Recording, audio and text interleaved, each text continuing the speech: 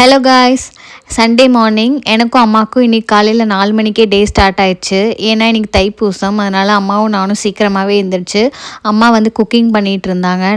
நான் பூஜை பண்ணுறதுக்கு தேவையான திங்ஸ் எல்லாம் ரெடி பண்ணி வச்சுட்டு பூஜை கபோர்டெல்லாம் நீட் பண்ணி வச்சுட்டு இருந்தேன். அடுத்து பூஜை ஸ்டார்ட் பண்ணுங்கிறதுக்காக.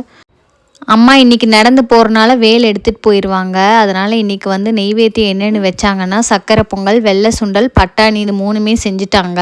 ஏன்னா இன்றைக்கி தைப்பூசம் வேறையா, அதனால் சேர்த்தே கொஞ்சம் செஞ்சுட்டாங்க. வீட்டில் பூஜையெல்லாம் முடிச்சுட்டு நேராக கோயிலுக்கு போய் அம்மா மாலை போட போகிறாங்க. ஸோ மாலை போட்டு முடிச்சக்கப்புறம் அங்கே இருக்கவங்களுக்கெல்லாம் பிரசாதம் கொடுக்கறதுக்காகவே சேர்த்தே செஞ்சுட்டாங்க.